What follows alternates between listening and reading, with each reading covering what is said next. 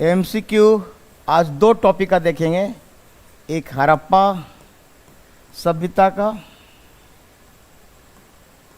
और एक वैदिक संस्कृति का। दोनों का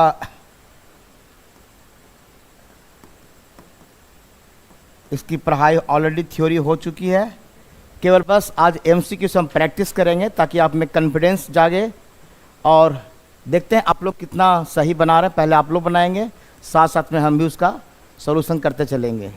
ठीक है, पहले हम हड़प्पा का क्वेश्चन लेते हैं। इसमें 50 प्रश्न है और इसमें 40 प्रश्न है। टोटल 90 प्रश्न का सॉल्यूशन अभी देखेंगे, है ना। हड़प्पा सभ्यता और वैदिक संस्कृति से संबंधित। ठीक है, हम पहला स्लाइड ले रहे हैं। पहला प्रश्न, आप लोग बताइए, सिंधु सभ्यता के लोग किस धातु से अपरिचित थे? परिचित नहीं, अपरिचित थे, यानी उन्हें जानकारी नहीं था। आप लोग भी बनाते चलिए तो और हमें अच्छा लगेगा। सिंधु सभ्यता के लोग किस धातु से परिचित थे? आंसर लोहा। लोहा की खोज 1100 बीसी के आसपास उत्तर वैदिक काल में, उत्तर वैदिक काल में हुआ है और जगह का नाम है अतरंजी खेरा। अतरंजी खेरा, यहाँ से लोहे का पहली बार प्रमाण मिला है। पूछा जा सकता है, इसमें एक दो क्वेश्चन और उठ सकता है कि लोहा का पहली बार प्रमाण किस क्षेत्र से मिला है? अतरंजी खेरा। बाकी सोना से परिचित थे, क्योंकि सोना का आभूषण मिला है हड़प्पा सभ्यता में। तांबा के तो हैं ही हैं और चांदी के भी हैं, और इसके अलावा कांस्य से भी परिचित थे, टीन से भी परिचित थे, क्योंकि कांस्य बनता ही था आपका ताम्र प्लस टीन मिलाकर, तो कांसा का निर्माण होता था। तो कांस की मूर्ति, कांस के बर्तन सब कुछ प्राप्त हुए हैं, लेकिन लोहा का नहीं। लोहा का आविष्कार बाद में हुआ, लोहा की खोज बाद में हुई। ठीक है, पहला क्वेश्चन का आंसर, सिंधु घाटी सभ्यता के लोग किस धातु से अपरिचित है। ये बहुत ही वीवीआई क्वेश्चन है, ये जीके का बहुत मोस्ट इंपॉर्टेंट क्वेश्चन माना जाता है, और ये हल्का भी है, बहुत इजी भी है। नेक्स्ट क्वेश्चन नंबर 2 बनाइए आप लोग। सिंधु सभ्यता के लोग किसकी पूजा करते थे? किसकी पूजा करते थे? उनके मुहर मिला है, पशुपति मुहर। मुहर की प्राप्ति हुई है। मोहनजोदड़ो एक जगह है पाकिस्तान में, मोहनजोदड़ो।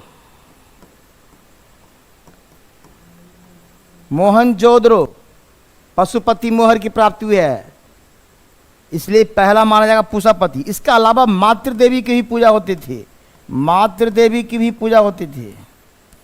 पूजा तो बहुत है, लेकिन फेमस पशुपति और मातृ देवी। अभी इंद्र, अग्नि, वरुण, कोई देवता का नाम नहीं आएगा। ये सब देवता का नाम वैदिक काल में आएगा, ऋग वैदिक काल में आए चाहे फिर उत्तर वैदिक में आएगा। अभी कोई देवता का नामकरण नहीं होगा, क्योंकि हमें सैंधव सभ्यता से कोई लिखित प्रमाण नहीं मिला है। लिखित मिला है, लेकिन अब इसको पढ़ने, अब इसको लिपि को पढ़ने में कामयाब नहीं हुए हैं, इसलिए हम नहीं कह सकते हैं कि ये चीज़ किस चीज़ का देवता का नाम है, नहीं है, क्या है। खाली मुहर पर जो फोटो है कुछ पशुओं के द्वारा घिरे हुए हैं, देवता को दिखाया गया, इसलिए उनको पशुपति कह दिया गया, जिसका नामकरण मोहनजोदड़ो से प्राप्त स्थल से मिला है, मोहनजोदड़ो से। नेक्स्ट क्वेश्चन, सैंधव सभ्यता, बहुत सिंपल प्रश्न है। सैंधव सभ्यता का स्वरूप में थी क्या? ऐसा कैसा स्वरूप में थी? सब लोग को पता है, नगरीय सभ्यता। सैंधव सभ्यता प्रथम नगरीकरण, प्रथम नगरीय सभ्यता थी, प्रथम नगरीय सभ्यता। First urbanisation, first urbanisation, urbanisation. और दूसरी अगर पूछेगा, अगर सेकेंड पूछ जाएगा द्वितीय बार, तो ये हो जाएगा आपका 6 सेंचुरी बीसी, महाजनपद काल में, है ना। वहाँ से चालू होगा फिर सेकेंड अर्बन, यानी कि द्वितीय नगरीकरण। द्वितीय नगरीकरण पूछा जाएगा। दोबारा नगरीकरण कब आया, कब दोबारा नगर बसा? तो छठा 600 BCP से, यानी छठी शताब्दी इसको बोलते हैं, छठी शताब्दी ईसा पूर्व से दूसरा बना। ग्रामीण सभ्यता तो पहले से ही थी, कृषि प्रधान तो थी ही, और उपयुक्त में ही है ना, यानी हड़प्पा में माना जाएगा विशेषता के रूप में नगरीय सभ्यता, है ना, कृषि प्रधान नहीं, क्योंकि हम व्यापारी के यहाँ था, यहाँ व्यापार होता था विदेशों से, मेसोपोटामिया से, दूसरे देशों से होता था, और इंटरनल तो व्यापार होता ही था। तो आंसर पहला होगा नगरीय सभ्यता, सैंधव सभ्यता का। सैंधव सभ्यता का ज्ञान हुआ, सैंधव सभ्यता का जो हमको जानकारी मिलती है किस स्रोत से मिलती है? स्रोत हमें पता है, स्रोत दो प्रकार का होता है, एक होता है पुरातात्विक, पुरातात्विक जिसको आर्कियोलॉजिकल बोल सकते हैं, दूसरा है साहित्यिक। साहित्यिक स्रोत और पुरातात्विक स्रोत, है ना, आर्कियोलॉजिकल। तो हमें उत्खनन से जो भी मिलते हैं प्राप्त, चाहे वो टेराकोटा हो, उत्खनन से जो भी प्राप्त सामान मिलेंगे वो केवल हड़प्पा में मिलते हैं। क्योंकि साहित्यिक तो लेख मिले हैं, लेख मिले हैं, लेख आपके मुहर पर मिले हैं लिखे हुए, है ना। एक शिलालेख मिला है, ये आपका शिलालेख मिला है धौलावीरा से, क्वेश्चन आ सकता है दूसरा भी। धौलावीरा पड़ता है गुजरात में, है ना। धौलावीरा एक पूरा स्थल है जहां से पत्थर पर लेख मिले हुए हैं, लेकिन उस लेख को, उसके लिपि को पढ़ने में अभी कामयाब नहीं हुए हैं, इसीलिए इसको हम हड़प्पा सभ्यता को रखा हुआ जाता है प्रोटो में, आद्य ऐतिहासिक में, है ना, आद्य ऐतिहासिक के अंतर्गत। तो अभी यहाँ केवल स्रोत की जानकारी क्या है? उत्खनन से। और यहाँ से मिला है आपका बर्तन, मृदभांड जिसको पॉटरी बोलते हैं, बर्तन, मूर्ति, है ना, जो मुहर ईटीसी जो मिले हैं उसके आधार पर ही हम संस्कृति का अध्ययन करते हैं। तो आंसर होगा उत्खनन। अभिलेख अभी नहीं, अभिलेख आएगा 6 सेंचुरी BC से। अभिलेख है जरूर, लेकिन उसको पढ़ नहीं पाए हैं। साहित्य तो अलग बात है। सिक्का, सिक्का का आगमन भी होगा 6 सेंचुरी BC से, 600 BC से, यानी 600 BC से स्टार्टिंग, यानी 6 सेंचुरी BC सिक्का का आगमन पहली बार, बाद में देखते हैं। अभी सिक्का नहीं, अभी सैनिक में कोई सिक्का नहीं, केवल मुहर मान सकते हैं। तो आंसर होगा उत्खनन से प्राप्त सामानों के आधार पर, उपकरणों के आधार पर हम इसका ज्ञान होता है सैंधव सभ्यता का। 5वां नंबर, सैंधव सभ्यता में मोहनजोदड़ो का प्रमुख सार्वजनिक स्थल बताइए। सार्वजनिक स्थल जहां पर सभी लोग, पूरे उस नगर के निवासी आकर कुछ कार्य करते हो, यह है स्नानागार। जस्ट ये ग्रेट बात, बृहत स्नानागार, बहुत बड़ा साइज में था बृहत स्नानागार। ये किसी पर्सनल बाथरूम इसका नहीं है, यह है बृहत स्नानागार।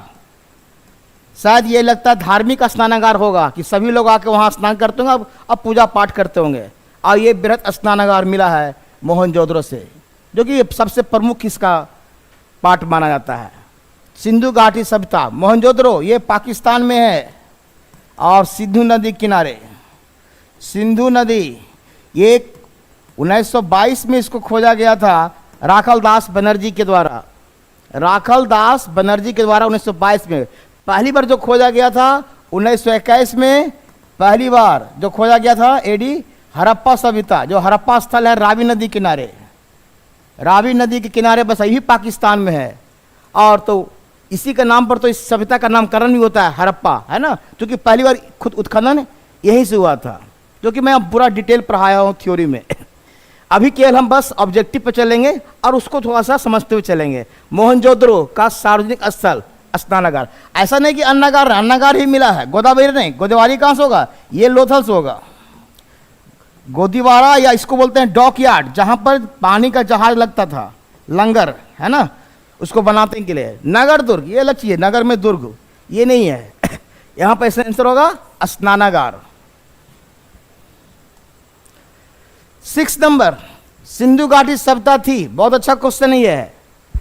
अभी हमारा समाज कैसा है? अभी अगर समाज की बात करें तो मेरा पितृ प्रधान समाज अभी है, लेकिन उस समय देखिए पितृ प्रधान नहीं, माता पिता का समानाधिकार नहीं, मातृ प्रधान। कितनी अच्छी बात है, माता को पहली प्राथमिकता दी जाती थी। ये अब धीरे धीरे हमारा समाज कुछ मात्रा का भी नाम दिया जाता है। आप कोई भी फार्म भरते हैं तो उसमें माता का भी नाम जोड़ा जाता है। पहले खाली पिता के नाम पर ही पुत्र का अधिकार रहता था।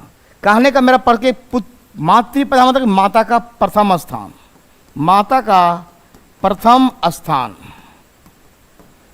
जिस प्रकार से आज समाज में क्या है, हमेशा पुरुष प्रधान समाज माना गया है, यानी पिता का मान रहे हैं, घर का मालिक पिता को ही मान रहा है, माता को नहीं मानता है। लेकिन उस समय देखिए हड़प्पा सभ्यता जो आज से 5000 साल पहली पुरानी सभ्यता थी, वहां देखिए मातृ प्रधान समाज था। 7 नंबर, सैंधव सभ्यता का निम्नलिखित किससे व्यापारिक संबंध था? मैंने अभी कहा कि हड़प्पा सभ्यता का व्यापार दूसरे देशों से भी होता था, दूसरे सभ्यता से भी होता था, जिसमें मेसोपोटामिया है, सुमेरियन है ना, ये उसी का रास्ते में जो मिलते हैं। सुमेरियन सभ्यता, ईरान, है ना, ये सब सभ्यता के जगह के नाम है। सुमेरियन सभ्यता ही है ना, ये बेबीलोनिया के आसपास पड़ता है, मेसोपोटामिया का ही पार्ट में आता है ये सुमेरियन, है ना। और ये सभी मानेंगे। हमने बताया था कि एक लेख मिला था मेसोपोटामिया सभ्यता के एक स्थल से, जिसमें लिखा हुआ था कि मेलुहा, एक वर्ड है मेलुहा, से चला हुआ जहाज बहरीन होते हुए, है ना, बहरीन यानी दिलमुन, बहरीन मतलब दिलमुन को, दिलमुन, ये आगे भी क्वेश्चन आपको मिलेगा। दिलमुन, बहरीन दिलमुन बोला गया तो उसमें, अब मेलुहा बोला गया सिंधु सभ्यता को। और अगेट, अगेट एक जगह है मेसोपोटामिया सभ्यता का, एक अगेट एक नगर का नाम है, जहां पर उसमें चर्चा मिलता है इस लेख का।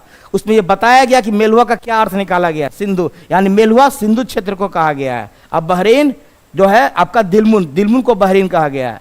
तो ये सभी से इनका, चूंकि रास्ता में ही मिलते हैं, इसलिए ये सभी से इनका व्यापार माना जाएगा, सभी से संबंध है, चूंकि उसी रास्ते से ही सामान लाया और जाया जाता था। नंबर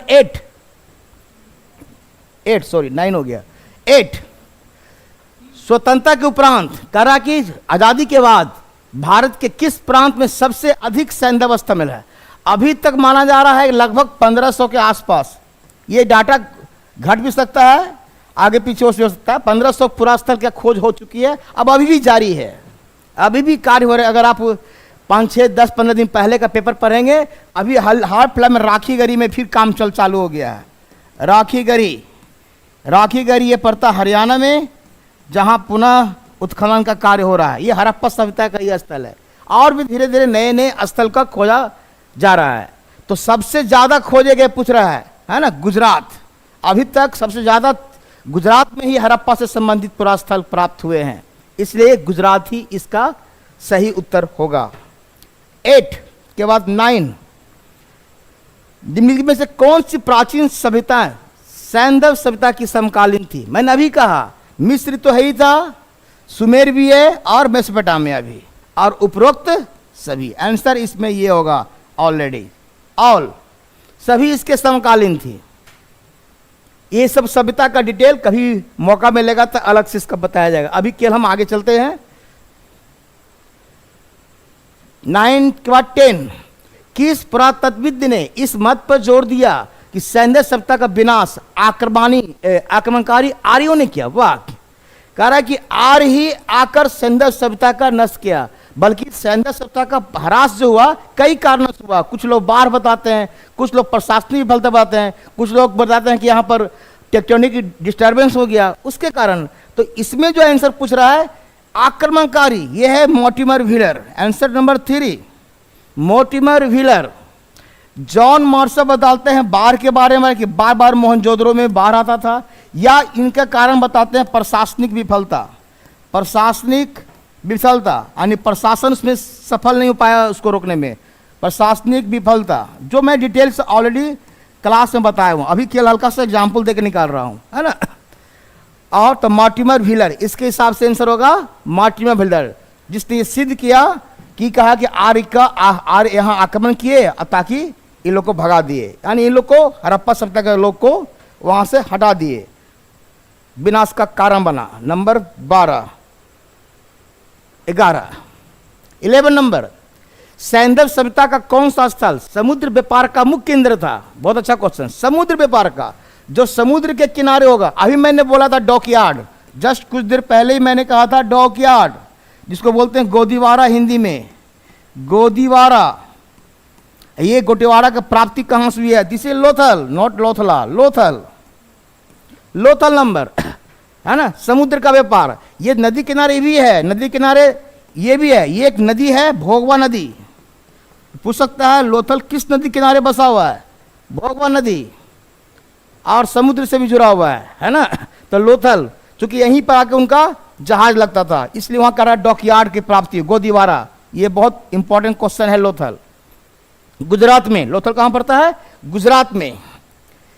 12 नंबर, सैंधव सभ्यता मानव इतिहास के किस काल से, मैंने अभी बताया था कुछ देर पहले कि सैंधव सभ्यता में राइटिंग नहीं है, राइटिंग राइटिंग नहीं है, राइटिंग है लेकिन उसको पढ़ने में कामयाब नहीं हुए, कामयाब नहीं हुए हैं, कामयाब नहीं है। राइटिंग है लेकिन हम पढ़ ही नहीं पाए, तो मेरे लिए क्या अंतर पड़ता है ना। तो इस तरह का कहते हैं आद्य ऐतिहासिक, this is A proto historic, proto historic period, वह कालखंड जिसमें लेखन कला था, लेकिन उस चीज को लिखने में मानव, लिखे हुए चीज को मानव पढ़ने में कामयाब नहीं हुआ है। This is A historic, proto historic. और हिस्टोरिक का मतलब हो गया, ये है हिस्टोरिक, हिस्टोरिक का मतलब हो गया जहां से राइटिंग भी शुरू है और रीडिंग भी किया हुआ है, उसका आज भी मानव पढ़ने में कामयाब। और जहां राइटिंग भी नहीं है और न ही रीडिंग है, यह है आपका pre history. Pre history, history को 3 भाग में बांटा जाता है। प्री हिस्ट्री, इसको हम बोलते हैं प्राक इतिहास, प्राग इतिहास या प्राग इतिहास, है ना। प्राक या प्री हिस्टोरी, जहां राइटिंग तो है ही नहीं था ना रीडिंग था, यहां तो राइटिंग है लेकिन पढ़ने में भले कामयाब नहीं, तो प्रोटो। और जहां दोनों है, दिस इज ए हिस्टोरिक, ऐतिहासिक। तो आपका कह रहा कि सैंधव सभ्यता में क्या, तो उसको यहां तो लिपि तो मिला जरूर लिखा हुआ, लेकिन उसको पढ़ने मानव कामयाब अभी नहीं हुआ है, इसलिए आंसर होगा आद्य ऐतिहासिक काल, यानी कि प्रोटो हिस्टोरिक के अंतर्गत ही हड़प्पा सभ्यता को हम अध्ययन करते हैं। 13 नंबर, प्रसिद्ध कांस नर्तकी मूर्ति, यह है डांसिंग गर्ल, बहुत फेमस डांसिंग गर्ल। इस पर भी अभी रिसर्च चल रहा है। डांसिंग गर्ल, ये एक छोटा सा, जितना बड़ा मेरा पेन है इससे भी छोटा का आपका डांसिंग गर्ल, ये आपका राष्ट्रीय संग्रहालय दिल्ली में रखा हुआ है, इसकी मूर्ति अभी है ना। डांसिंग गर्ल, ये 2 मिला, ये 2 पीस है, एक पीस चला गया पाकिस्तान में और एक पीस इंडिया में रह गया है। थोड़ा सा दोनों का हो सकता है फिगर में हल्का सा चेंज हो, उसको भी डांसिंग गर्ल कहा जाता है।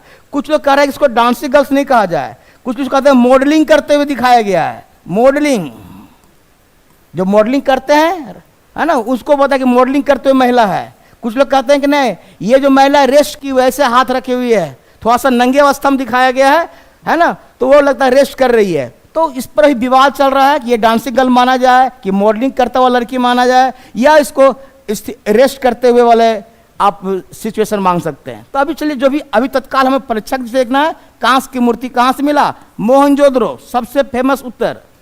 यानी ये बहुत क्वेश्चन आता है, ये बहुत, चूंकि इसका वैल्यू है, इस मूर्ति का बहुत ही वैल्यू इसका रखा गया है, इसलिए इसको इंपॉर्टेंट रखिए। मोहनजोदड़ो, मोहनजोदड़ो ये है पाकिस्तान में, मिला है पाकिस्तान में, लेकिन एक पीस मेरे पास भारत में है और एक पीस बंटवारा के बाद उनके पास रह गया है।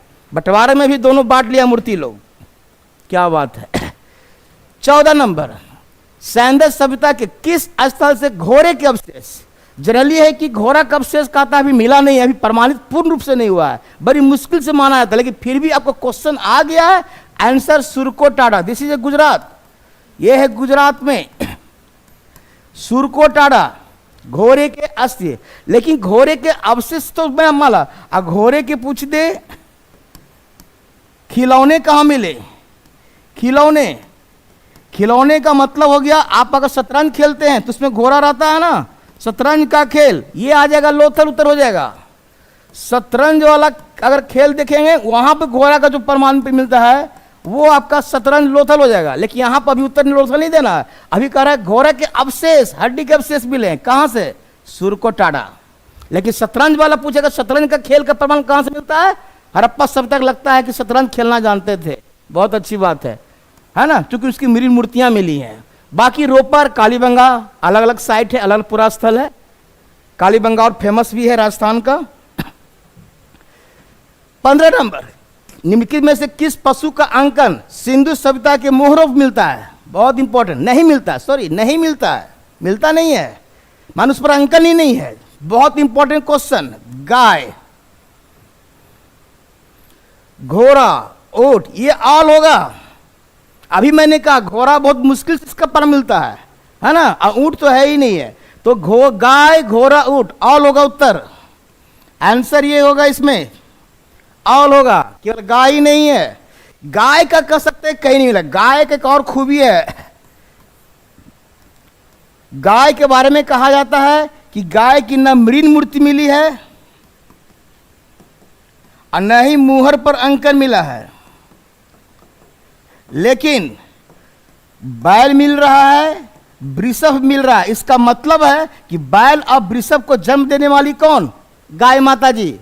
इसलिए गाय तो जरूर होगा, गाय से जरूर परिचित होंगे, लेकिन उसका प्रमाण नहीं मिल रहा है ना, ये एक अलग चीज हो रहा है।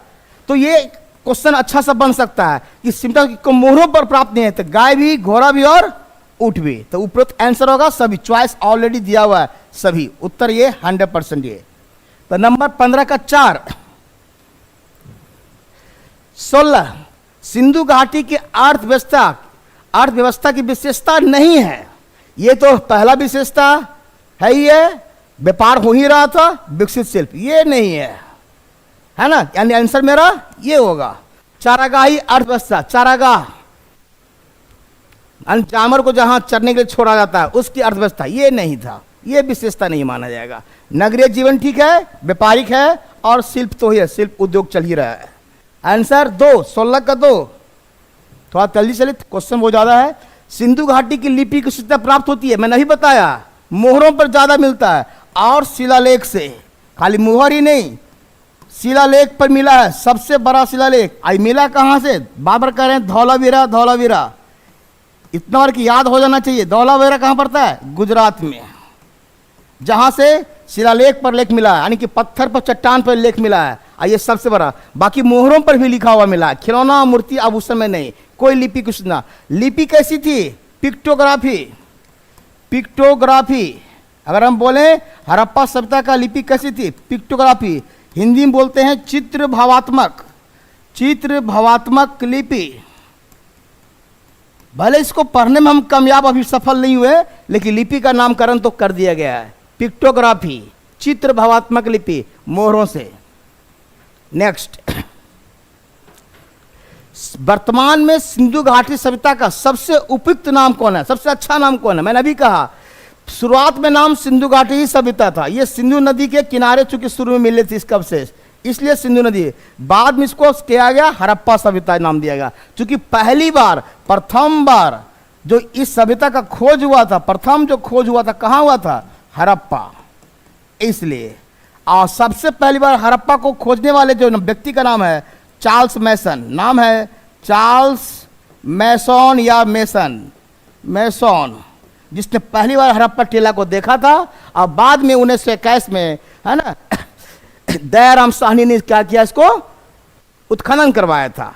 तो पहली बार इसको उत्खनन कराने में खोज, तो आंसर होगा हड़प्पा सभ्यता। यानी सभ्यता का जो नामकरण होता है उसके प्रथम खोजे गए पुरास्थल के आधार पर, इसलिए सही नाम माना जाएगा हड़प्पा सभ्यता।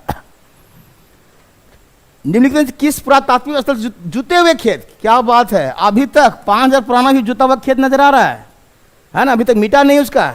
चलिए आंसर कालीबंगा।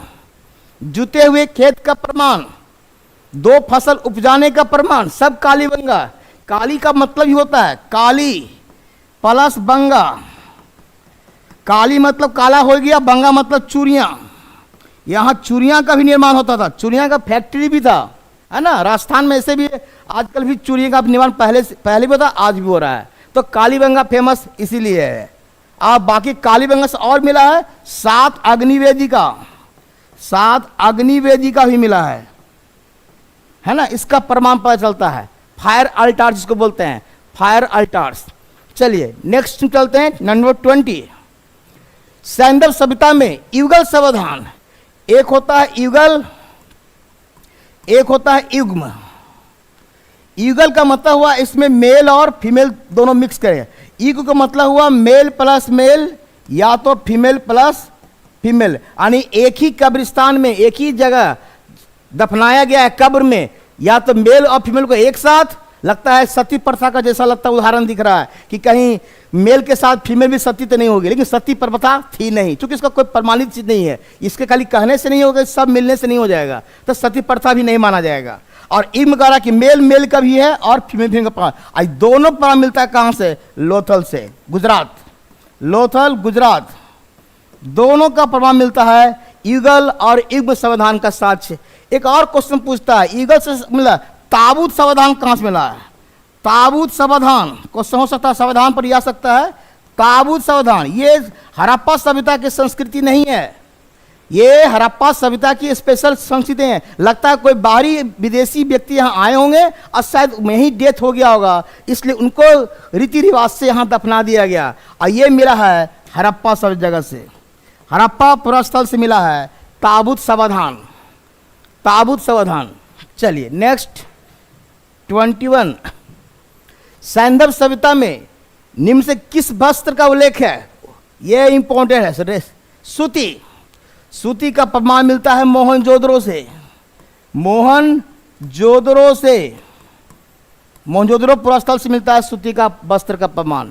ये भी एक अचूका चीज है, आपको पता होना चाहिए। सबसे पहले कपास, सूती वस्त्र बनता कैसे है? कॉटन से। कपास का पहली बार प्रमाण कहाँ मिला? मेहरगढ़ से शुरुआत हुई, मेहरगढ़, ये पड़ता है पाकिस्तान में ही, और मेहरगढ़ से ही आपका गेहूं और जौ, यानी कृषि का साक्ष्य कह सकते हैं, यही से मिलता है, मेहरगढ़ से ही। और उस जमाने से फिर आपका सूती का भी प्रमाण, आप उसी को कॉटन बोलिए या जो बोलिए, कपास, कपास उसका नाम हुआ। नंबर हम आते हैं 22, प्रसिद्ध पशुपति मोहर का। मैंने नहीं पता है, शुरू में ही क्वेश्चन था पशुपति मोहर, यह है मोहनजोदड़ो। पशुपति मोहर का नामकरण भी किया है जॉन मार्शल ने। इस मोहर का नामकरण करने वाले जॉन मार्शल ने है, जो हमारा एएसआई के हेड थे, उस समय महानिदेशक थे, डीजी थे, director general archaeological survey of India, भारतीय पुरातत्व सर्वेक्षण विभाग के हेड जॉन मार्शल थे। उसने ही यहां से जो मोहर मिला उसका नामकरण डाला, पशुपति मोहर कहा गया। यह जॉन मार्शल के निर्देशन पर काम हुआ। और बाकी तो हड़प्पा जो भी लोथल है वहां से कुछ नहीं, मोहर मिला है, लेकिन पशुपति मोहर की बात करेगा तो ये होगा। लोथल से भी मोहर मिला है, लेकिन वो फारस की मोहर मिला, विदेशी मोहर मिला है। नंबर 24, सिंधु सभ्यता संबंधी नृत्य करती हुई, फिर अभी मैंने बताया डांसिंग गर्ल, अभी बताया नृत्य करती हुई महिला की मूर्ति जो कांसा का बना हुआ था, जस्ट अभी 5 मिनट 10 मिनट पहले बता चुके हैं।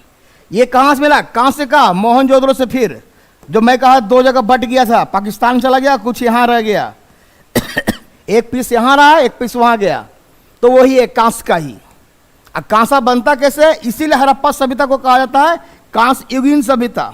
पहली बार कांस युगीन सभ्यता हड़प्पा सभ्यता को कहा जाता है, क्योंकि कांसा का विकास, कांसा के बर्तन, कांसा की मूर्ति सब कुछ यहाँ मिलते हैं। और कांसा बनाया जाता कैसे है? ताम्र प्लस टीन को मिलाकर, ताम्र प्लस टीन को मिलाकर कांसा का निर्माण होता है। ये हड़प्पा सभ्यता की विशेष विशेषता है। चलिए, प्राप्त मोहरें किसकी? मोहर क्या चीज का बना होता था? बहुत अच्छे, सील जो होते हैं, सील्स बोलते हैं मोहर को। सील्स क्या चीज का बना होता है? एस्टीटाइट, एस्टीटाइट, एस्टीटाइट का हिंदी बोलते हैं सेलखरी, सेलखरी। एस्टीटाइट ये अंग्रेजी वर्ड है, और उसको मोहर बनता था सेलखरी। मोहर का स्पेशल विशेषता होता था, वर्गाकार होता था, हमेशा वर्गाकार। यहाँ के हड़प्पा सभ्यता का जो मोहर होता था स्क्वायर में होता था, वर्गाकार। कहीं भी कभी एक आध जगह हो सकता है आयताकार भी देता होगा, लेकिन मुख्य रूप से वर्गाकार ही मानेंगे, स्क्वायर।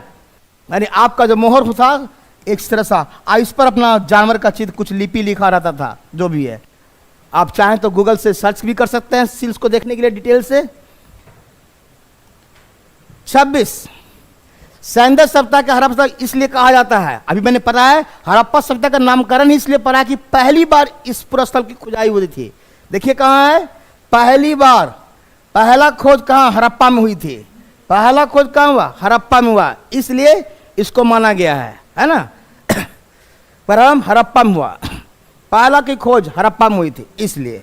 और ये भी क्वेश्चन देखिए थोड़ा कंफ्यूजन दे दिया है, हड़प्पा सभ्यता का प्रारंभ हड़प्पा में हुआ, सभ्यता का ये भी क्वेश्चन बन सकता है, लेकिन आपका सही है सर 1 ही दीजिए। ये क्वेश्चन थोड़ा सा लिखने में गलती हो गया है। सैंडल सभ्यता का प्रारंभ हड़प्पा में ही हुआ, रियल में हड़प्पा से शुरू ही हुआ है ना।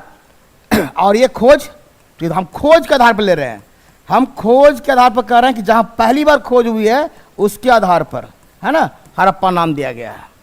चलिए तो 26 का पहला। 27 अभी मैंने बताया था 7 अग्निवेदिका, जस्ट 5 मिनट पहले, कालीबंगा 7 अग्निवेदिका, इसको अंग्रेजी में बोलते हैं फायर अल्टार्स, 7 फायर अल्टार्स। फायर अल्टार्स के प्रमाण कहां से मिलते हैं? कालीबंगा से। बहुत इंपॉर्टेंट क्वेश्चन। बल्कि इस अग्निवेदिका में कहते हैं हड्डी भी के अवशेष मिले हैं। नंबर 28, 28, हाँ ठीक, 28 मांडा। मैंने कहा था मांडा का पुरातत्व स्थल जो भारत की सीमा के अंतर्गत हड़प्पीय स्थिति सबसे उत्तरी छोर पर। बहुत अच्छा क्वेश्चन है। किस नदी पर? चेनाब। मैंने पढ़ाने वक्त भी इस तरह से बनाया था, ऊपर में मांडा पढ़ाया था, नीचे में दायमाबाद, इधर में पढ़ाया था आलमगीरपुर, और इधर मैंने कहा था सुक्टा जेंडोर। सुक्टा जेंडोर ये पड़ता है मकरान तट पर, और ये 10 नदी है, 10 एक नदी है उस पर, नदी पर ये है दायाबाद, परवरा नदी पर है, परवरा नदी, गोदावरी नदी की सहायक नदी। ये आलमगीरपुर है हिंडन नदी पर, हिंडन, सॉरी हिंडन, हिंडन नदी। और मांडा जो बोल रहे हैं, यही क्वेश्चन पूछा है, चेनाब, ये पड़ता है जम्मू एंड कश्मीर में। चेनाब आंसर होगा चेनाब। तो मांडा किस नदी पर? ये उत्तरी छोर है, दक्षिणतम दायमाबाद है, पूर्वी आपका आलमगीरपुर है, और इधर सुक्टा जेंडोर है पश्चिमी। ये थोड़ा सा आपको याद रखिए, तो और 4-5 क्वेश्चन इससे बन जाएगा। मांडा चेनाब जम्मू कश्मीर में, आलमगीरपुर ये है ईपी में, और ये है महाराष्ट्र में, नीचे है महाराष्ट्र में, और ये सुक्टा जेंडोर पाकिस्तान में, जो मकरान तट बोल रहे हैं। तो इस हिसाब से आप पढ़ेंगे तो आपको याद हो जाएगा। उत्तरी छोर ये हो सकता है आज का चौहद्दी है, हो सकता है कल कुछ और पूरा स्थल मिल जाए तो अब उसका चौहद्दी बदल भी सकता है, ऐसा नहीं कि ये फिक्स ही है। कहा कि इतिहास कभी बदल सकता है। मुंडीगाग, मैंने बहुत फेमस क्वेश्चन, हड़प्पा का सबसे ये मिला है अफगानिस्तान से। यहाँ खाली मुंडीगाग ही नहीं, एक और मिला है, 2 ही साइट है जो फेमस है, मुंडीगाग और सोटुगोई। सोटुगई बोलते हैं या सोटगई, जो भी है, सोटुगई है ना, सोटुगई ये मिला है अफगानिस्तान से। हड़प्पा में का 2 ही स्थल है, मुंडीगाग और सोटुगई, जो अफगानिस्तान से मिला। ये हड़प्पा से संबंधित है, हड़प्पा सभ्यता के स्थल। बाकी तो पाकिस्तान और भारत में मिला ही मिला है, लेकिन अफगानिस्तान तक फैला हुआ था, ये 2 पूरा स्थल से पता चलता है। यह है मुंडीगाग, कहाँ है? अफगानिस्तान में। 30 नंबर, किस हड़प्पीय स्थल से सूती कपड़ा? अभी बने सूती कपड़ा बोला, जस्ट पढ़ाया था मोहनजोदड़ो, तो फिर आ गया मोहनजोदड़ो उत्तर। एक ही क्वेश्चन घुमा घुमा के दिया, 2-3 को दिया हुआ है। सूती वस्त्र का प्रमाण कहां से मिलता है? मोहनजोदड़ो से, है ना। ये अभी मैंने कपास के बारे में डिटेल भी बताया इसका। 31, प्रारंभिक हड़प्पा स्तरों में एक ही खेत के साथ 2-2 फसलों को उपजाने का, ये भी मैंने बताया था, जैसे कालीबंगा, एक ही खेत में 2 फसल उपजाने का प्रमाण, ये सबसे इंपॉर्टेंट। कालीबंगा राजस्थान, ये पड़ता है राजस्थान में, राजस्थान। नंबर 32, हड़प्पा संस्कृति का वह कौन सा स्थल है? हड़प्पा सभ्यता का संस्कृति का कौन सा स्थल है जहां दुर्ग तथा निचला नगर अलग अलग प्राचीरों से घिरे हुए हैं? बहुत अच्छा क्वेश्चन। यानी आपको पता होना चाहिए कि हड़प्पा सभ्यता का नगर जो था 2 टीला में बांटा हुआ था। एक को बोलते थे ऊपरी टीला, ऊपरी टीला, दूसरा को कहते थे निचला टीला या निचला नगर बोलते थे। यानी एक होता था अपर टाउन, अपर टाउन, और एक होता था lower town, lower town. Lower town, upper town और लोअर टाउन, ये दो टाउन था जिसके आधार पर इसको बांटा गया था। इसका जो होता था बाउंड्री होता था, यानी कि दुर्गीकृत होता था। ये जो वीआईपी एरिया वाला दुर्गीकृत रहता था, दुर्गीकृत यानी फोर्टिफिकेशन, फोर्टिफिकेशन या इसी को बोलते हैं सीटाडल, सीटाडल भी बोलते हैं, है ना। यानी इसमें चारों तरफ वीआईपी लोग का घर का चारों तरफ नगर पर बाउंड्री रहता था। अकारा के यानी दुर्ग भी है और निचला दुर्ग, जनरली ये समान रूप से नहीं है, ये समान रूप से दुर्गीकृत नहीं होता था, ये दुर्गीकृत नहीं है। लेकिन अपवाद है, एक ऐसा कालीबंगा है जगह, कालीबंगा ऐसा नगर है जहां दोनों घिरा हुआ, दोनों में दुर्गीकृत किया हुआ, इसलिए आंसर होगा कालीबंगा। लेकिन समान रूप से मोहनजोदड़ो में पूछेगा तो केवल ऊपरी टीला, हड़प्पा में पूछेगा तो खाली ऊपरी टीला दुर्गीकृत होता है। निचला टीला लो मजदूर लोग, साधारण लोग रहते थे, साधारण लोग रहते थे, जबकि यहाँ पर वीआईपी लोग रहते थे ऊपरी टीला में। तो शहर को दो भाग में बांटा जाता था, है ना, यानी कि जो भी मैक्सिमम शहर को दो भाग में, कहीं कहीं तीन को टीला मिला है और तीन त्रिस्तरीय नगर, थ्री नगर का कंसेप्ट आया है। ये आपका धौलावीरा पूछ सकता है, वह धौलावीरा गुजरात, यहां से तीन लेवल में मिला है, तीन गो नगर का परवा मिला है, अपर लोअर बीच में एक मिडिल, तो तीन गो वाला धौलावीरा अपवाद हो गया। अब बाकी आपको समान रूप से तो ऊपरी टीला और निचला है। ये द्विकृत जल्दी नहीं होता है, लेकिन यहां दे दिया है कि नहीं कौन सा नगर दुर्ग निचला और दोनों नगर उच्च होना चाहिए, यानी कि आंसर होगा मेरा कालाबंगा, कालीबंगा अलग अलग से दुर्गीकृत किया हुआ है। तो इसको थोड़ा सा इंपॉर्टेंट है, ये अपवाद वाला क्वेश्चन डाला हुआ है इसमें। 33, किस प्रदेश को हड़प्पा कालीन प्रस्तर धान की खेती, ये बहुत फेमस क्वेश्चन है, धान की खेती का प्रमाण मैंने बोला था गुजरात से मिला है, जगह है लोथल, यहां से मिला चावल के दाने, नोट कर ले चावल के दाने। अगर थोड़ा हम बैक चले जाएं तो अगर हम चल जाएं नवपाषाण काल में, तो खेती का आविष्कार कब हुआ, खेती की शुरुआत क्रांति कब हुई, ये नवपाषाण में कृषि आया। और कृषि आया तो पहले तो मेहरगढ़ नाम फेमस ही है, आप लोग पता ही है, मेहरगढ़ जहाँ से गेहूँ जौ, चावल नहीं देंगे, गेहूँ जौ, है ना, और कपास, ये तीन मुख्य फसल है जहाँ से इसकी पहली शुरुआत हुई। लेकिन एक कोल्डिहवा है ईपी में, कोल्डिहवा, जहाँ से पहली बार चावल के परवान मिलते हैं। तो आपका चॉइस चूंकि हड़प्पा सभ्यता से क्वेश्चन दिया हुआ है, तो ये कोल्डिहवा आपका नवपाषाण का है काल स्थल है, इसलिए वहां से क्वेश्चन नहीं है, लेकिन पूछ रहा कि हड़प्पा कालीन पूछ रहा है, तो आंसर होगा गुजरात, है ना। ऐसे आपका ईपी चॉइस भी नहीं है कि ईपी आप दे भी सकते हैं, तो लोथल ही होगा और चावल के दाने। एक और कह सकते हैं, एक रंगपुर पढ़ा जाता है, रंगपुर, ये भी गुजरात में पड़ता है, इसे यहां से मिला है धान की भूसी, धान की भूसी। तो थोड़ा सा दो तीन क्वेश्चन घुमा कर सकता है कि धान की भूसी का प्रमाण कहाँ मिला है, रंगपुर से, यही पड़ता है गुजरात में। चावल के दाने कहाँ से मिला है, लोथल से। पहली बार चावल का खेती का प्रमाण कहाँ मिलता है, कृषि का, कोल्डिवा, जो ईपी में पड़ता है। तो क्वेश्चन कैसे घुमाता है आप थोड़ा सा अलर्ट होकर देखें। 34, सैनदीप सभ्यता व्यापारी मेसोपोटामिया, मेसोपोटामिया के साथ व्यापार का मध्यस्थ बन रहा, मेसोपोटामिया, मेसोपोटामिया से होता था इधर 100% व्यापार। मैंने बताया था अभी कहानी के अभिलेख मिला है, और कहता है मेसो का मतलब होता है, मेसो और पोटामिया, इसको अगर थोड़ा ब्रेक करते हैं तो इस तरह से लिखाएगा, मेसो का मतलब होता है बीच, यानी कि दो के बीच में, दो के बीच में, और ये होता है नदी, यानी कि दो नदियों के बीच में जो आपका सभ्यता पनपा है उसको मेसोपोटामिया नामकरण दिया गया था, है ना। जैसे सिंधु सभ्यता सिंधु नदी किनारे, ये मेसोपोटामिया का अर्थ से इसका नामकरण किया गया है। तो कह सकते हैं ये मध्यस्थ हो रहा है, इसमें हो रहा है मीडिएटर। तब मैंने आपको कहा था मेलुआ, मेलुआ कहा गया था सिंधु को, मेलुआ कहा गया था सिंधु को, जस्ट अभी कुछ देर पहले। अब फिर बहरीन बताए थे आपको, बहरीन, है ना, और जो दिलमुन बताए रहे थे, दिलमुन, उसमें दिलमुन आया है, यही नाम होगा। अब फिर जाएगा अगेड, अगेड पहुंचता है, अगेड, अगेड एक जगह है मेसोपोटामिया में।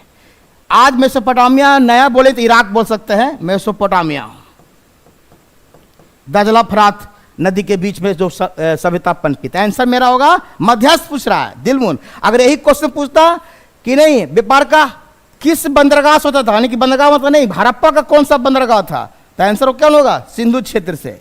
ये होगा सिंधु क्षेत्र से, सिंधु क्षेत्र से, क्योंकि मेलुआ शब्द किसके लिए आया है, सिंधु क्षेत्र के लिए। तो आंसर मेरा सही उत्तर होगा दिलमुन, चूंकि बहरीन मीडिएटर पूछ रहा है, मध्यस्थ पूछ रहा है, किसके थ्रू आप जहाज लेके जा रहे थे, ये है मध्यस्थ। तो आंसर मेरा बहरीन या दिलमुन, दोनों चॉइस हो सकता था, क्योंकि बहरीन नया नाम है और दिलमुन उस अभिलेख में आया हुआ नाम है। तो 34 के बाद आते हैं 35।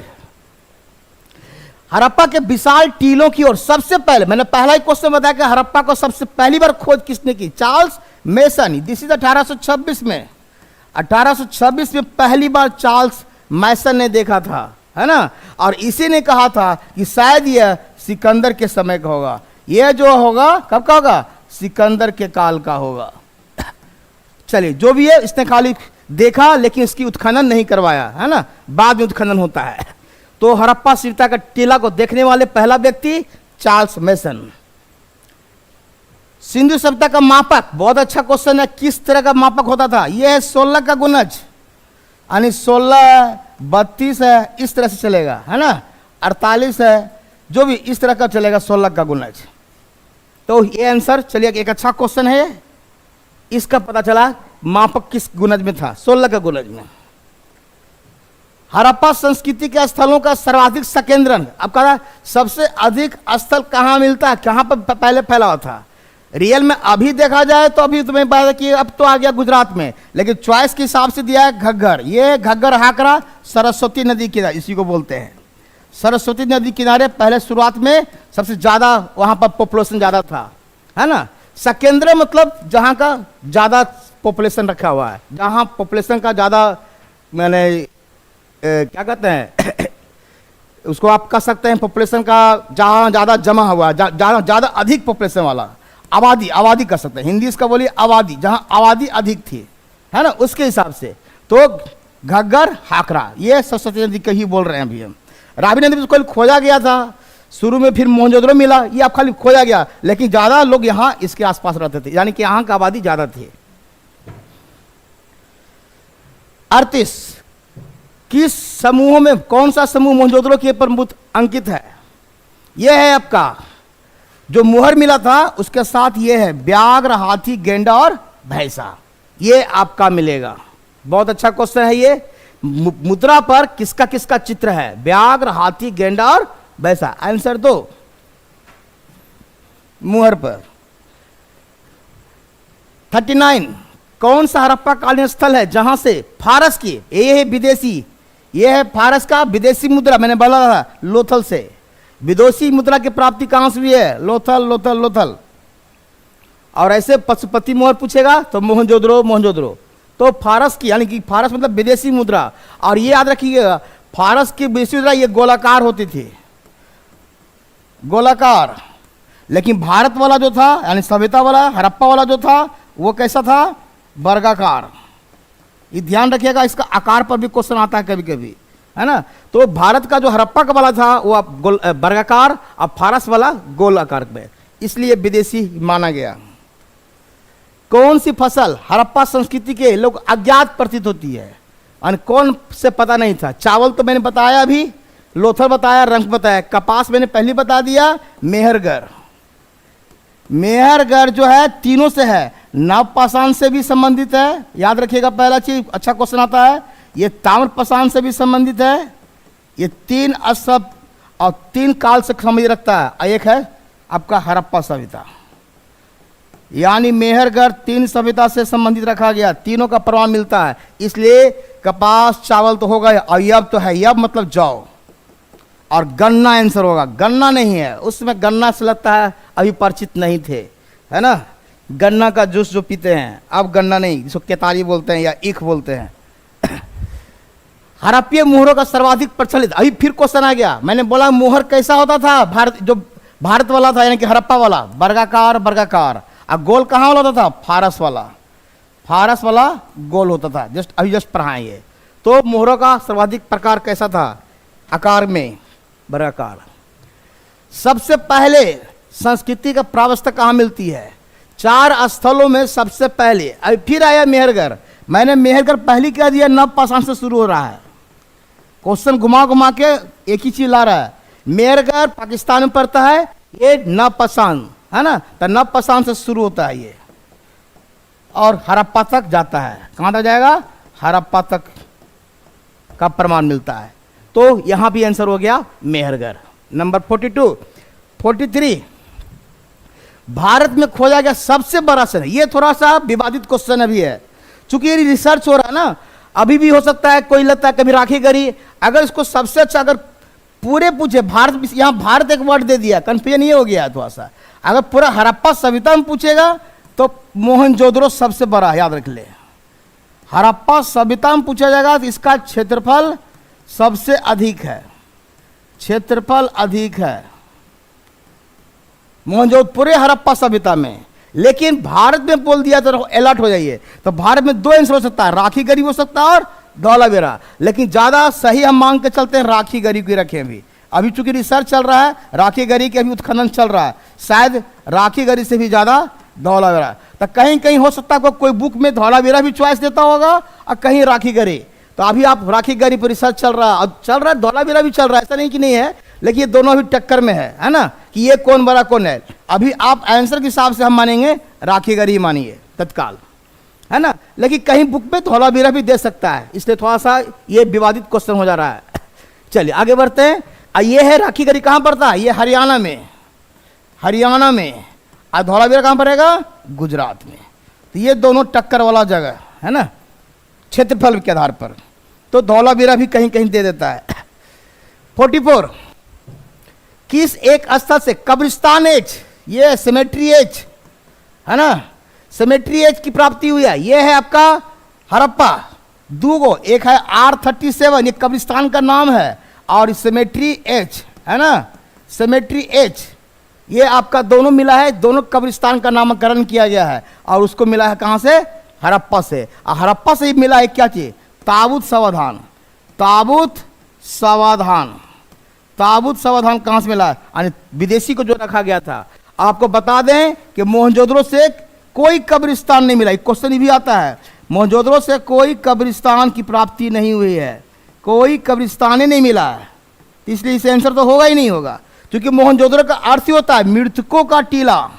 मृतकों का टीला, टीला का मतलब हुआ ढेर, यानी ढेर सा लाश सब एक जगह रखा हुआ है। शायद लगता है आक्रमण हुआ होगा और मारे गए होंगे, जो भी सब विवादित अभी चल रहा है। कुछ लोग कह रहे हैं कि नहीं मलेरिया से या कोई महामारी फैल गया था जिसके कारण मारा गया है। जो भी है अभी रिसर्च चल रहा है, कुछ लोग अपने अपने तर्क दे रहे हैं। तो मृतकों का टीला का कहने का ही मतलब हो गया कब्रिस्तान नहीं होगा, यानी वहां पर दफनाने का प्रक्रिया नहीं होगी। तो 44 यानी कब्रिस्तान एच और R37 दोनों कब्रिस्तान कहां पड़ता है? हड़प्पा में। हड़प्पा काल के एक और अत्यंत उन्नत जल, highly advance water management system, जल प्रबंधन की उच्च तकनीकी कहां से मिलता है? धौलावीरा, बहुत फेमस है। कहता है यहां से एक मनहर और मनसर तालाब मिला है। कुछ लोग इसको तालाब का स्टेडियम ही बोल रहे हैं कि 2 का स्टेडियम मिला है। चलिए जो इच्छा है। और आज जिससे हमारा नल जल योजना चलता है, घर घर में पानी आता, शायद उस जमाने में भी, आज से 5000 पुराने भी, उसमें लगता है कि इस तरह का highly advance water management system Dholavira में था, जो अभी उत्खनन से प्राप्त हो रहा है। तो मनहर तालाब और मनसर तालाब, क्वेश्चन पूछ सकता है मनहर तालाब और मनसर तालाब कहां से मिली है? उसका नामकरण किया गया है धौलावीरा से, जो पड़ता है गुजरात में। तो जल प्रबंधन की व्यवस्था कहां से? धौलावीरा। चले 46, हड़प्पा काल का एक कांसे का रथ है जिसमें 2 बैलों को जुती हुई दिखाया जा रहा है, और इसमें नग्न मानव आकृति चला रही, यानी रथ, जस्ट लाइक रथ रखिए। आप समझ सकते हैं अभी शादी का माहौल है, विवाह का, सब जगह दुल्हा रथ पे बैठे हुए रहते हैं, आगे एक सारथी चलाता है। जस्ट उसी तरह से कह रहा कांसा का बना हुआ, अभी तो लकड़ी का बना हुआ या लोहा का बना हुआ रहता है, अभी कांसा का बना हुआ। और छोटा मूर्ति है, वो मॉडल है, कोई ज्यादा बड़ा नहीं कि साइज में बड़ा है, वो एक मूर्ति है छोटा सा खिलौना टाइप का। ये मिला है दायमाबाद में, नोट कर ले, दायमाबाद में। ये पड़ता है महाराष्ट्र में, महाराष्ट्र में दायमाबाद। अभी मैं बताया था हड़प्पा सभ्यता का सबसे दक्षिणतम छोर कौन है? दायमाबाद, परवरा नदी पर। ये उत्तर होगा इसका। तो रथ का होस्ता को च्वाइस करके रथ भी दे दे, रथ एवं उसकी सारथी, या 2 बैलों को एक साथ जोते नग्न अवस्था, यहाँ दिखा रहा नग्न, तो मूर्ति उसमें बनता होगा तो नग्न अवस्था में बनाया होगा। और ये क्या चीज मिला है? कांसे का बना हुआ, सबसे पहले कांसे का बना हुआ इंपॉर्टेंट है कांसा का। कांसे का जो भी मूर्ति बनता था, याद रखिए श्योर क्वेश्चन, उसको बोलते हैं lost wax method. Lost wax method से बनता था कांसे की जो भी मूर्ति बनती थी, लॉस्ट द्रवी मोम विधि, द्रवी मोम विधि से, द्रवी मोम विधि से बनता था। मोम, मोम जो होता है ना, मोम जो आप दिवाली में मोमबत्ती जलाते हैं, है ना, उस वही मोम से, है ना, विधि से क्या बना जाता? लॉस्ट। उसको पिघलाया जाता था, उसका सांचा में डाला जाता था और उसको फिर उसी का शेप ले लेता था। कभी इस पर होगा तो डिटेल कहीं बताएंगे बाद में, अभी हम खाली बस क्वेश्चन को करा रहे हैं। तो दाइमाबाद आपका आंसर होगा, दाइमाबाद। पक्की मिट्टी के बने हल की प्रतिरूप, हल का मॉडल, हल का मॉडल खिलौना, यह है बानावली। ये भी पड़ता है आपका हरियाणा में, बहुत फेमस स्थल है, छोटा है लेकिन फेमस है ये।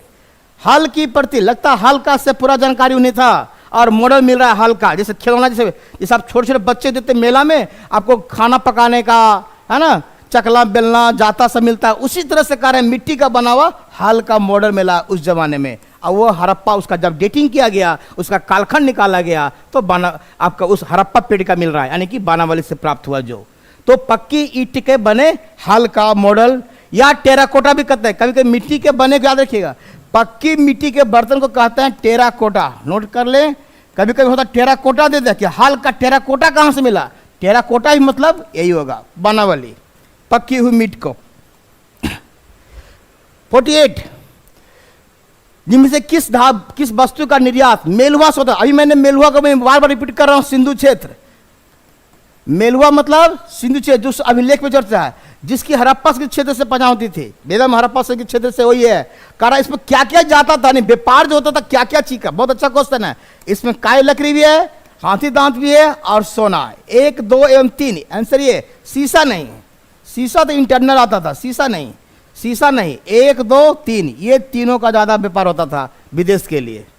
तो 48 का 1 नंबर, 1, 2, 3। 49 कौन सा ठीक से मूल्य, कौन सही है? अभी मैंने बताया था रंगपुर धान की भूसी, ये आपका सही दिया बा, बाकी ये गलत। हड़प्पा से कहाँ है? आज कब से, तो वहां से मिला सुरको टाड़ा से ना, अभी जस्ट पढ़े थे, सुरको टाड़ा से। और ये आपका यहां चला जाएगा। और जुता हुआ खेत कहां मिला था? कालीबंगा से, जो आपका राजस्थान पड़ता है। जुता हुआ खेत या 2 फसल उपजाने का प्रमाण कालीबंगा से, कालीबंगा से। तो आंसर इस हिसाब से हम समझते हैं, आंसर होगा रंगपुर। सही उत्तर आपका करा है धान की भूसी। और धान का अगर चावल का दाना पूछेगा तब लोथल होगा।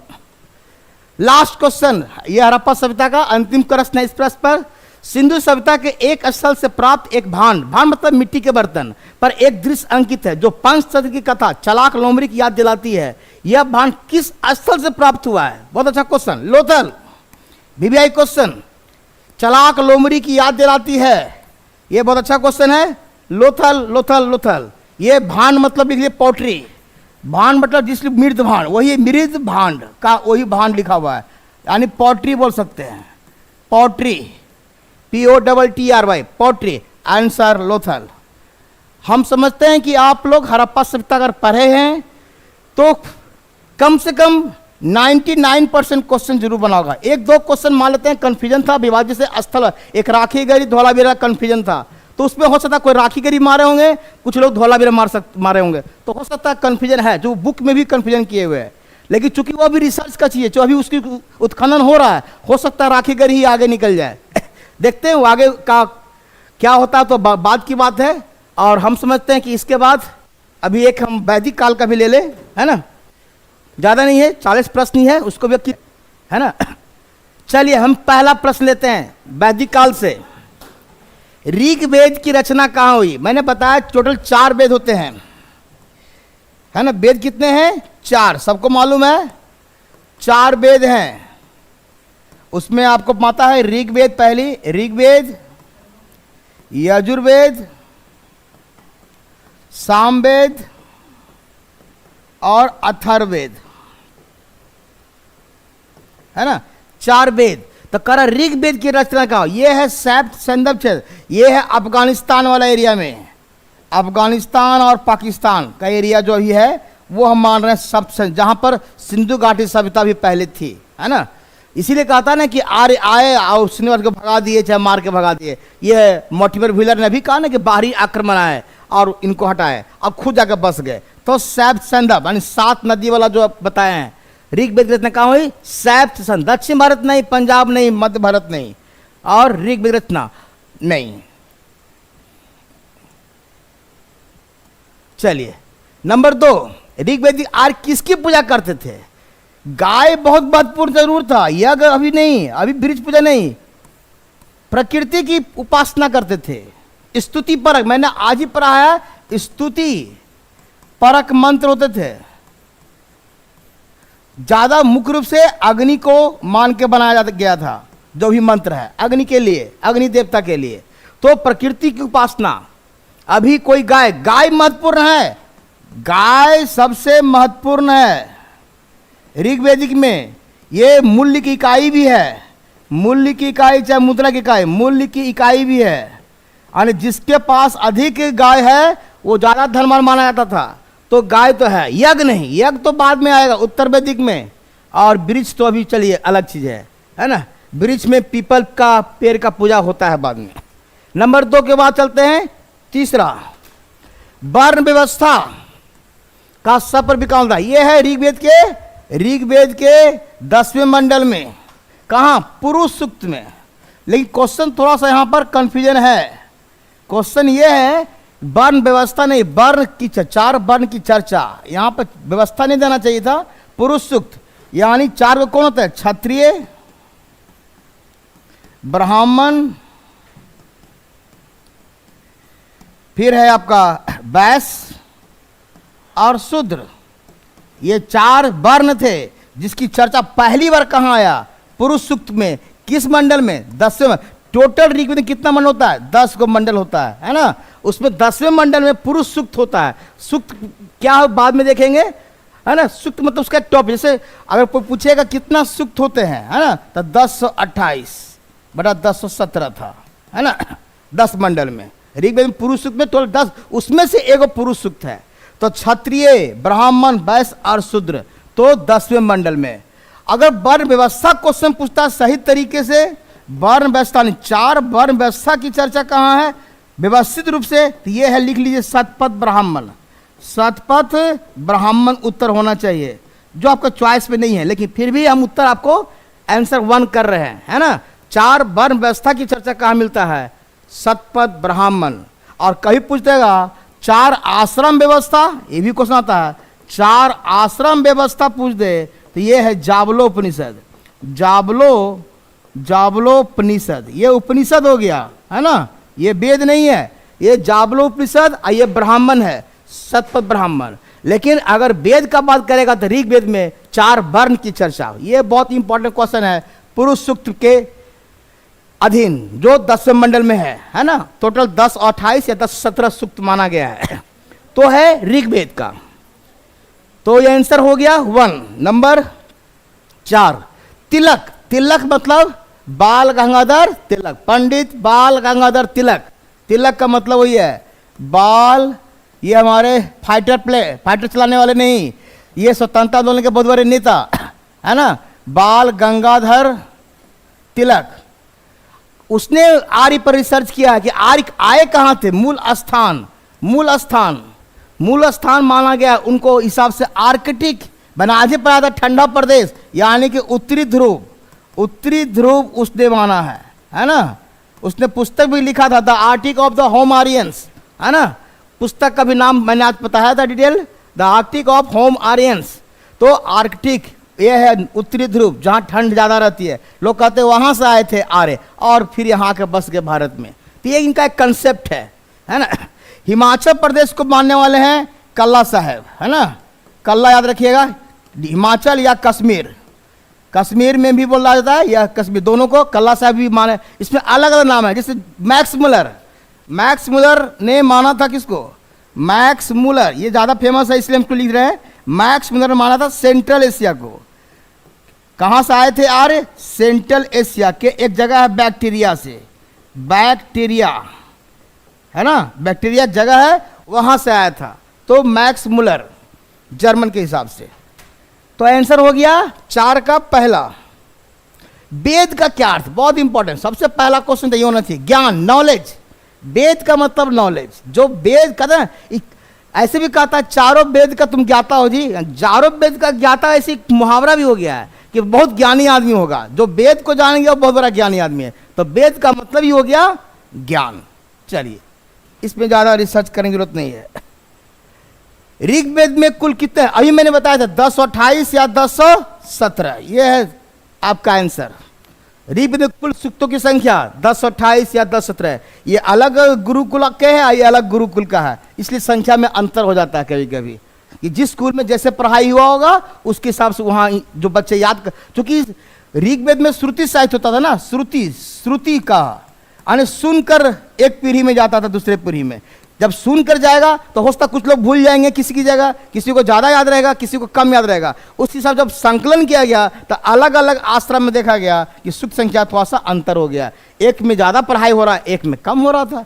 तो इसको हम दोनों को रखते हैं 1028 और 1017, जब ऋग्वेद का संकलन हुआ बाद में तब। अगला 7, उत्तर वैदिक काल का विभाजन का आधार क्या था? बहुत अच्छा क्वेश्चन। उत्तर वैदिक काल में यह है वर्ण व्यवस्था।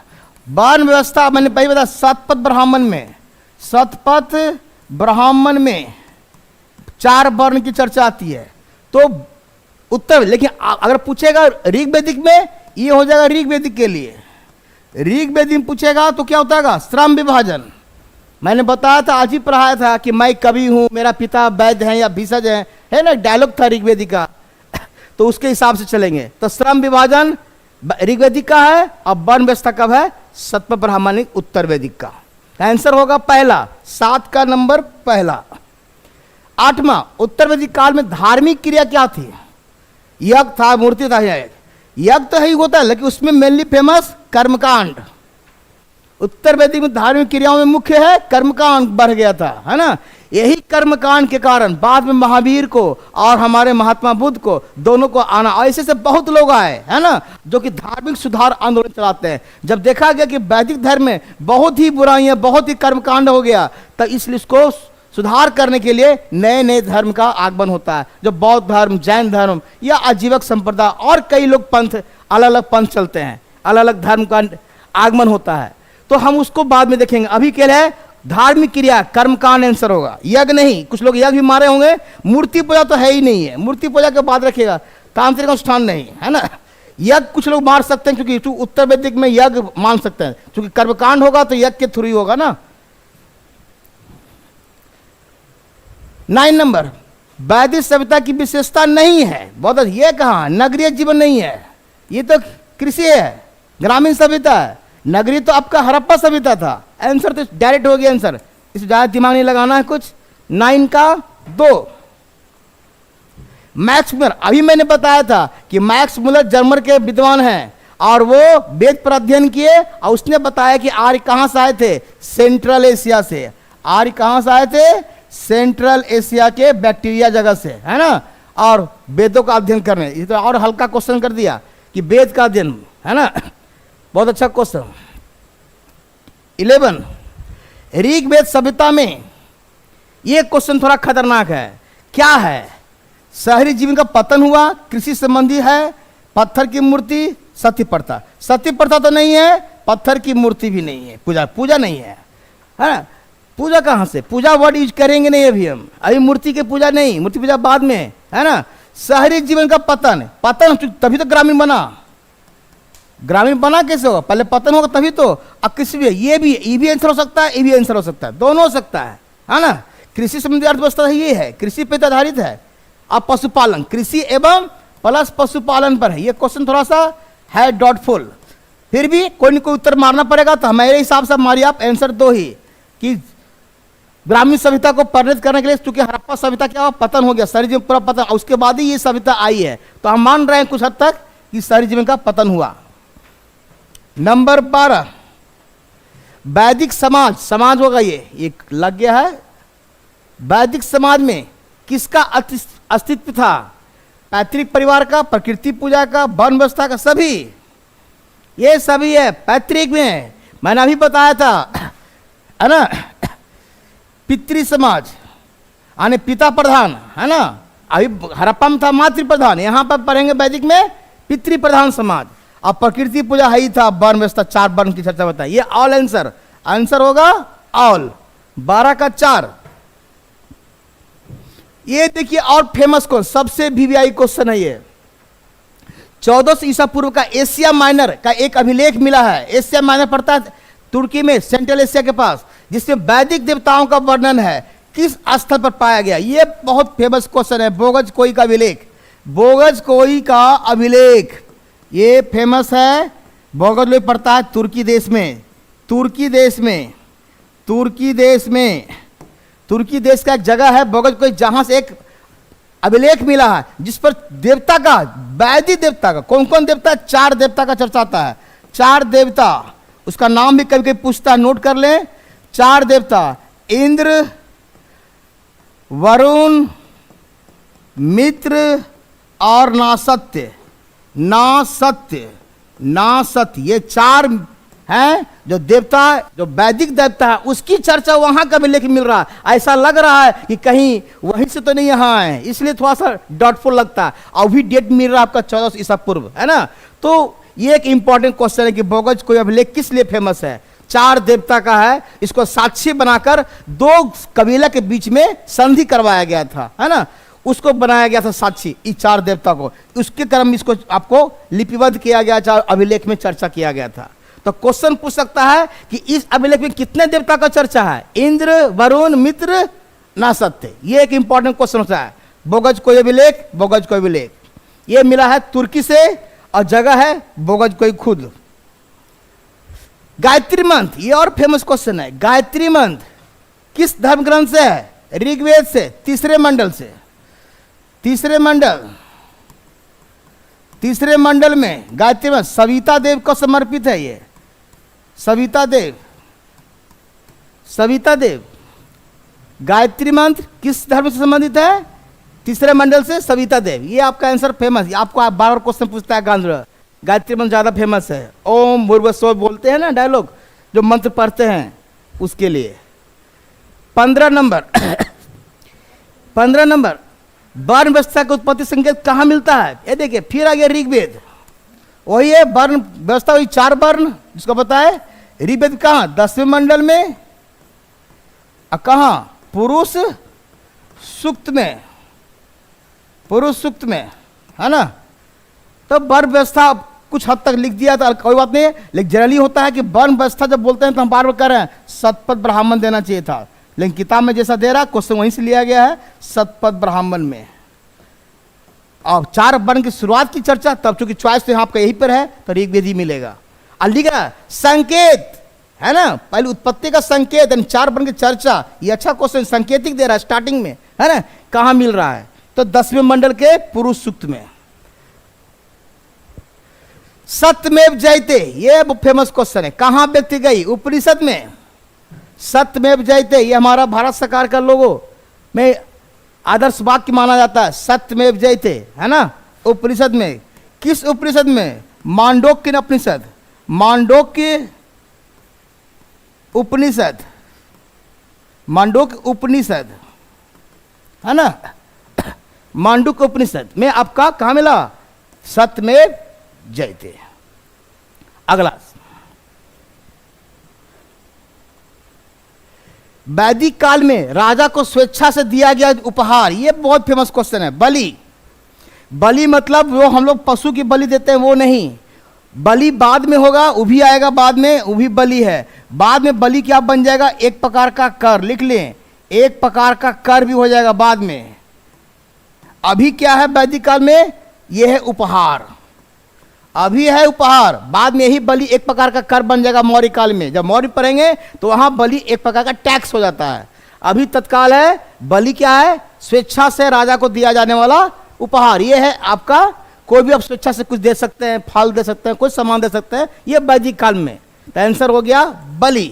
ये भोग भाग सब टैक्स का ही प्रकार है। 18 नंबर, कौन सा वेद कर्मकांडों से अभी मैंने बताया था यजुर्वेद, जस्ट पहला ही क्वेश्चन था, कर्मकांड किस पर आधारित है? यजुर्वेद। यजुर्वेद जिसके मैं बताया था महात्मा बुद्ध महावीर आंदोलन चलाए थे बाद में, धार्मिक सुधार आंदोलन। फिर आ गया, ये देखिए बोगज कोई, जस्ट अभी मैं पढ़ाया, इंद्र मित्र वरुण असत, ये है इंद्र वरुण असत मित्र, खाली चॉइस बदल दिया, आगे पीछे कर दिया, उससे कोई दिक्कत नहीं है। इंद्र वरुण नसत्य और मित्र, जिनका 4 देवता का चर्चा मिला इस बोगज कोई अभिलेख में, है ना, जो कि कहां से मिला था? अभी जस्ट पढ़ा है, तुर्की से।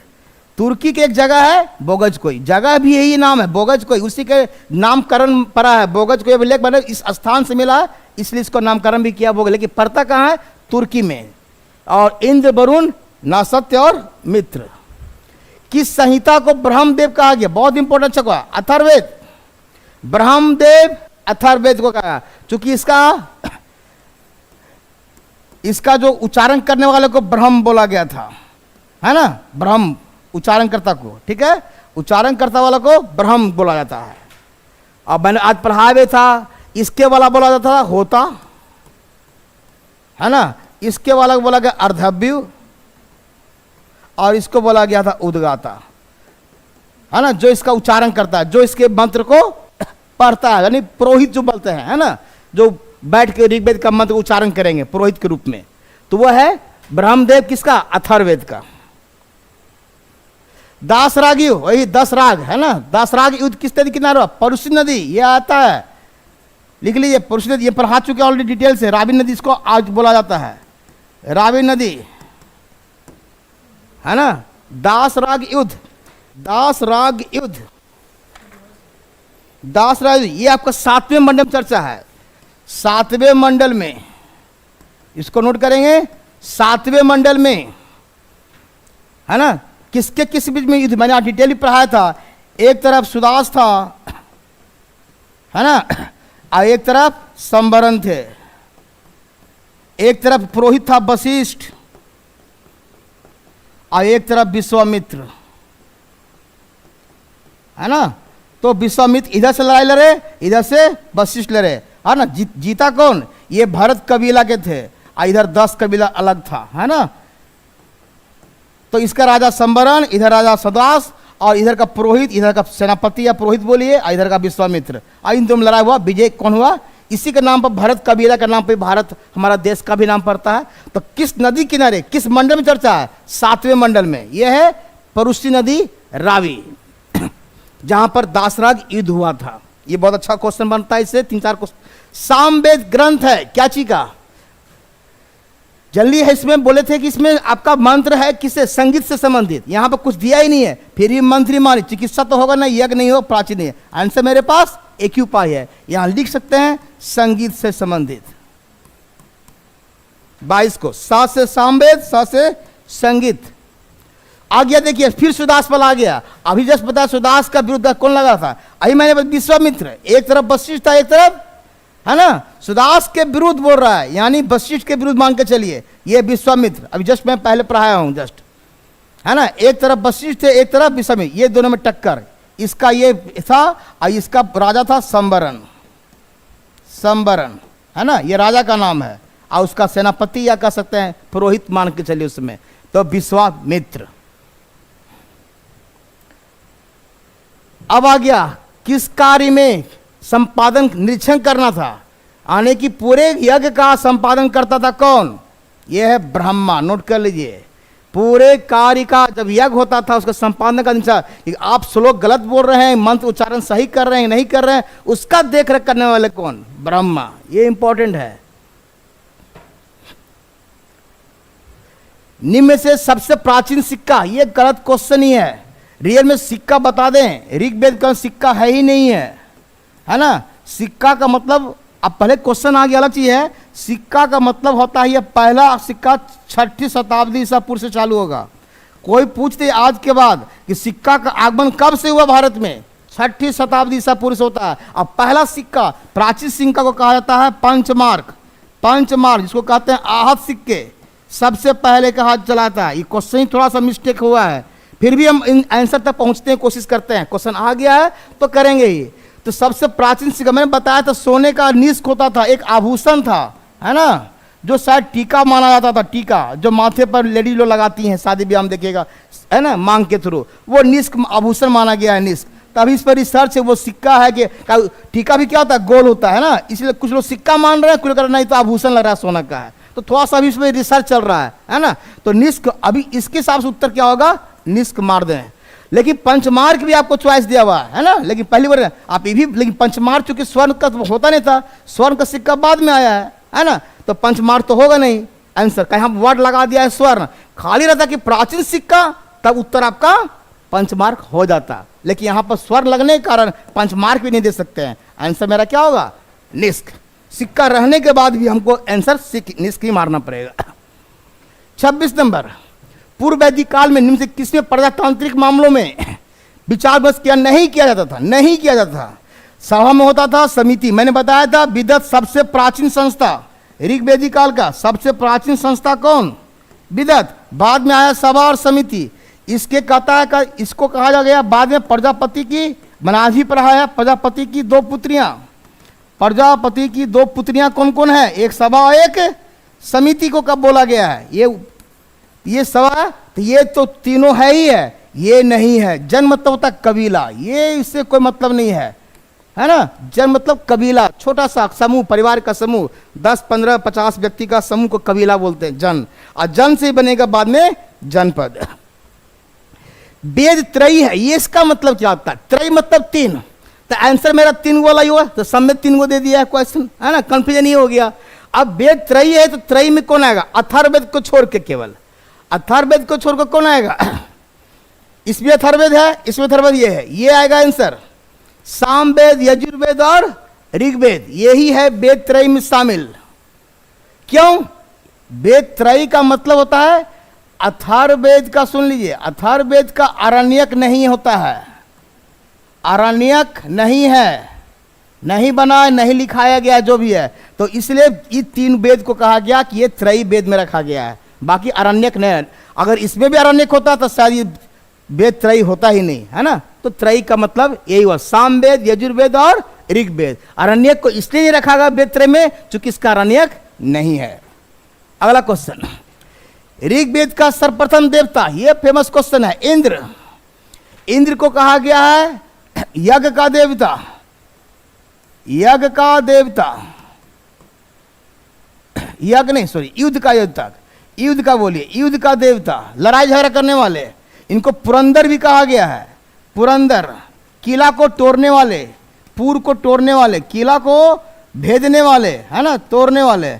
अभी पूछेंगे इंद्र कौन है तो वर्षा का देवता बताइएगा, अभी पूछेंगे तो वर्षा का देवता वर्तमान से, लेकिन उस समय सबसे ज्यादा फेमस ऋग्वेद में इंद्र है। उसके बाद सेकेंड नाम आएगा अग्नि, जो मध्यस्थ बताते, मीडिएटर का काम करते थे, है ना, मध्यस्थ, जो आज मैं क्लास में डिटेल बताया है इसके बारे में, मध्यस्थ।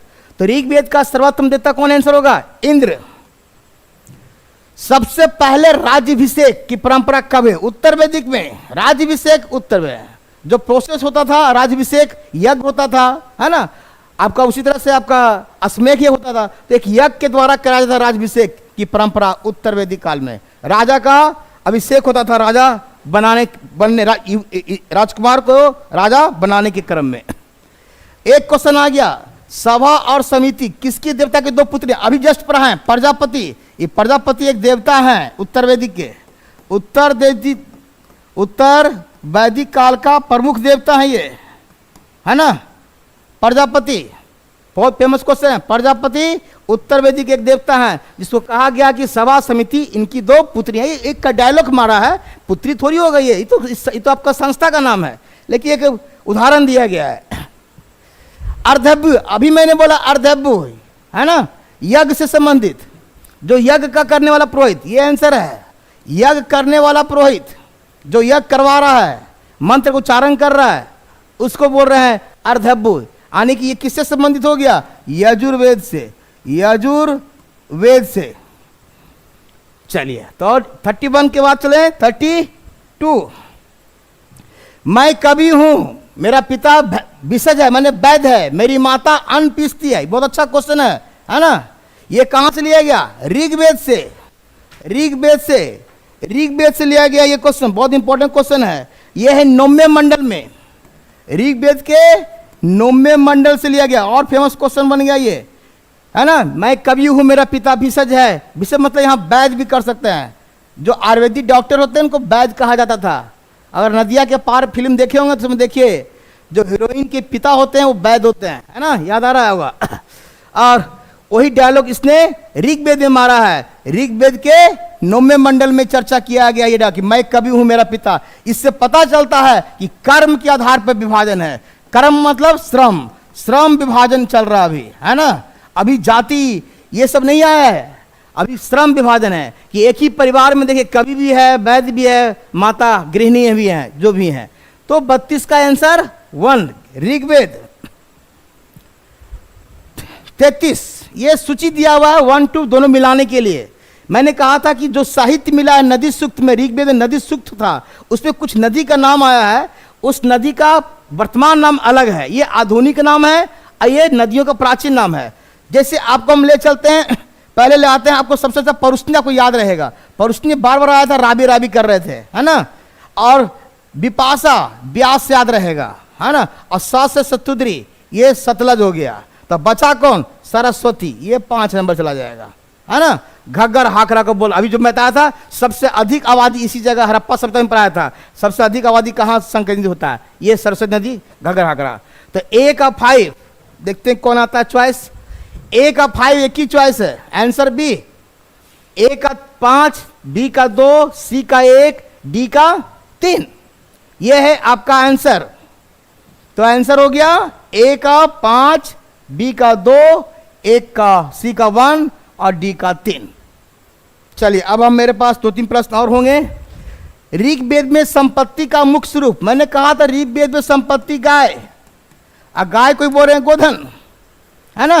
गाय ही सबसे मूल्यवान वस्तु, ऋग्वेद में गाय ही मूल्य की इकाई माना गया है। तो उस हिसाब से भूमि मकान से कोई मतलब नहीं, सोना चांदी, गाय। This is important question. संपत्ति का मुख्य यही है, महत्वपूर्ण है। वैदिक काल में द्विज शामिल थे। द्विज मतलब क्या होता है? द्विज का मतलब 2। तो 2 चीज में कहाँ मिलेगा? तो 2 से मतलब नहीं है। कह रहा द्विज का मतलब 2 नहीं। अब यहाँ कंफ्यूजन ये भी हो गया। कह रहा द्विज का मतलब उसको कहेंगे एक जिसका उपनयन संस्कार हो सके। उपनयन संस्कार, ये 16 संस्कार होता था, उसमें से एक संस्कार है उपनयन। उपनयन मतलब जब आप पढ़ने के लिए आप तैयार हो जाते हैं बच्चा, अब आपको गुरु आश्रम में जाना होता है तो आपका एक संस्कार होता था जिसको हम लोग उपनयन संस्कार, जो एजुकेशन से संबंधित है, शैक्षणिक स्तर से संबंधित है। जनरली होता है 8, 11 और 15 रखा गया है। 8 रखा गया है ब्राह्मण के लिए एज, ये आपका क्षत्रिय के लिए है और ये आपका वैश्य के लिए है। अब कहेंगे शूद्र क्यों नहीं है? यही कारण है, शूद्र को शिक्षा का अधिकार से वंचित कर दिया गया था उस समय में। तो यही करें ब्राह्मण, क्षत्रिय और वैश्य, इसीलिए आपका उत्तर यह है 4। द्विज में कौन आएगा? ब्राह्मण, क्षत्रिय और, यानी कि द्विज का मतलब यही हुआ कि जिसको उपनयन संस्कार का अधिकार है, शिक्षा पाने का अधिकार है, गुरु आश्रम में प्रवेश करने का अधिकार है, वो द्विज में शामिल होगा। तो ब्राह्मण है, क्षत्रिय है, वैश्य है। शूद्र क्यों नहीं है? शूद्र इसलिए नहीं है कि शूद्र को दिया ही नहीं गया अधिकार, उसको पढ़ने का अधिकार नहीं दिया गया।